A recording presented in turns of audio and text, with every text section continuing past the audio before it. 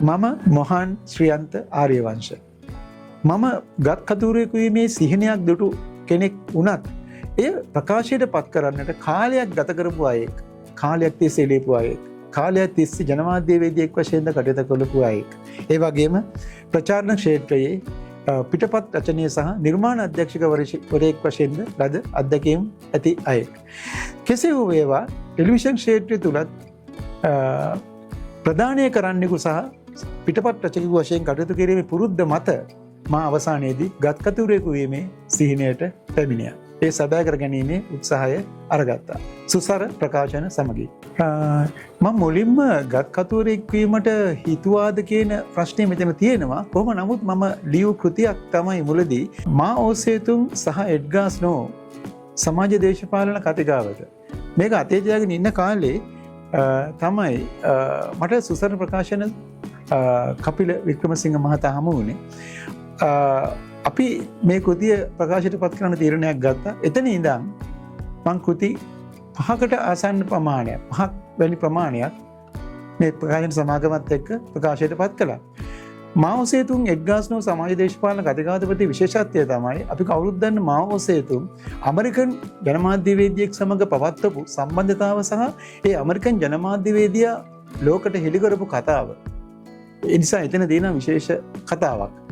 ඊට පසුව මට සුසර ප්‍රකාශන සමාගමෙන් ලබා දුන්නා ජැක්මා නැමැති කෝටිපති චරිතය පිළිබඳ කෘතියක්. ඔහුගේ චරිතාපදානය. මෙතන තියෙන විශේෂත්වය තමයි චීනයේ මාओසේතුන්ගෙන් ගැලවිලා ඊට පසු කාලෙක ඩිජිටල් යුගයට එළවෙනවා. අපි ඒක කියනවා ඉන්ටර්නෙට් විප්ලවය කියලා. චීනයේ ඉන්ටර්නෙට් විප්ලවය පටන් ගන්නකොට හිටපු ප්‍රධාන පිළි චරිතයක් තමයි ජැක්මා. නමුත් මෙතන ජැක්මාගේ කතාව ඇතුලේ තවත් විශේෂ චරිතයක් ඉන්නවා. ඔහු තායිවානයේ සිට ආපු හුයි ෆායි කියන චරිතය. ඒ චරිතය තමයි ජැක්මාගේ මේ ව්‍යාපාර ජාලය මෙහෙවන්නේ සහ ජැක්මාගේ ඇත්තටම කියන ජැක්මා ඇවිල්ලා මේ සංකල්පවාදියෙක්. ඔහුගේ සංකල්ප ක්‍රියාත්මක කරේ මේ කියන තායිවාන් චරිතය. ඔහු උගත් චරිතයක්. ඒ අනුව චීනය කොහොමද දේශපාලන විප්ලවයෙන් පස්සේ ඉන්ටර්නෙට් විප්ලවයකට ගිහිල්ලා වෙනම යුගයකට යන්නේ කියලා ලියවුණු කෘතියක් තමයි චීනයේ ඉන්ටර්නෙට් විප්ලවය ජැක්මා කියන නමින් මා පරිවර්තනය කළ කෘතිය. තුන්වෙනුව අපි වෙනස් තැනකට ගියා.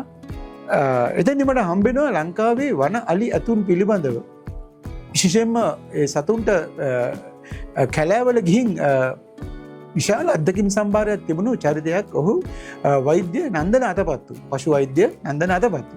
ඔහුත් මාත් අතර ඇති වුණු කතාබහක් දිගදුර යෑම නිසා අවසානයේ කෘතියක් බවට පත් වුණා. මෙහි ඇත්තටම එන්නේ අලියා කියන සත්වයා, ඇතා කියන සත්වයා කුඩා වියේ සිට අවසානයේ දක්වාම ගත කරන ජීවිතය. ඒ ජීවිතය ඇතුලේ උගේ චර්යාවන්, ඒ චර්යා රටාවන් සහ උගේ සියලු අලි සමාජය තුළ වදින සම්බන්ධතාවන් පිළිබඳ විග්‍රහයක් කියලා ගන්න පුළුවන්. ඒක නවකතාවක් හා සමානයි. මේ කෘතිය තමයි අවසාන කුංචනාදේ නමින් පහුගිය කාලවල ප්‍රකාශයට පත් වුණේ. මේ තුන්වෙනි කෘතිය ඊට පසුව මා අත ගැහුවා ලෝකයේ ආඥාදායකයෙක් වශයෙන් වඩාත් ප්‍රචලිතම මිනිසෙක් ගැන කෘතියක් ඇඩොල්ෆ් හිට්ලර්. ඇඩොල්ෆ් හිට්ලර් ගැන අපි කවුරුත් අහලා තියෙනවා. නමුත් අපි අහපු නැති කතා එමට තියෙනවා. ඒ වගේම ඇඩොල්ෆ් හිට්ලර් ප්‍රබන්ධයක් කරපු තැනුත් තියෙනවා. ඒ අනුව ඇඩොල්ෆ් හිට්ලර් ප්‍රබන්ධයක්ද කියන විමසීමත් එක්ක මම මුලින්ම ලියූ ඇඩොල්ෆ් හිට්ලර් පුරාවෘත්තය සහ දේශපාලනය කියන කෘතිය සුසර ප්‍රකාශනයෙන් එළි දැක්වෙනවා. ඒ කෘතිය ගොඩක් ජනප්‍රිය වෙනවා. මට ආපු විවාදාත්මක කරුණුත් තියෙනවා ඒ සම්බන්ධව. කොහොම නමුත් ඒ කෘතිය ප්‍රකාශයට පත් වෙලා ඉන් පසුව මා තීරණය කරනවා මේ ඇඩොල්ෆ් හිට්ලර් කියන චරිතය කොහොමද ජර්මන් දේශපාලනය තුළ මේ සමාජගත වෙන්නේ කියලා. ඇඩොල්ෆ් කියන නමේ තේරුම තමයි ආර්ය වෘකයා. ඇඩොල්ෆ් කියන නමේ තේරුම ආර්ය වෘකයා. මේ ආර්ය වෘකයාගේ ජීවිතය සහ මරණය ගැන කෘතිය නිර්මාණය වෙන්නේ මෙන්න මේ පදනම උඩ. ඒක පහුගිය කාලේ ප්‍රකාශයට පත් වුණු සුසර ප්‍රකාශනයක්. අවසානයේදී ජර්මන් ව්‍යාග්‍රයා නිහඬ විය. මේක තමයි ඇඩොල්ෆ් හිට්ලර් කතා මාලාවේ අවසන් කතාව. ඉතින් මේ කෘති සියල්ලම වගේ මං සුසර ප්‍රකාශන සමාගමත් එක්ක සම්බන්ධීකරණයක් ඇතුව පවත්වපු සම්බන්ධතාවය ප්‍රතිඵල විදිහට සලකන්න පුළුවන්.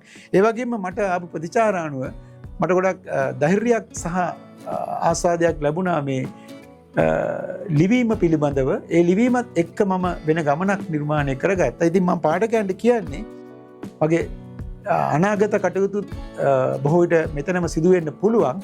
සුසර ප්‍රකාශන සමාගමත් එක්ක අනාගතයේදී මම විශේෂයෙන්ම ඇමරිකානු දේශපාලනයේ පවතින දැවැන්ත පරිමේ වෙනස පිළිබඳව කෘතියකුත් එළි දක්වන්න සූදානම් වෙමින් සිටිනවා. අපි එදාට හමු වෙමු. හමු වී කතා කරමු.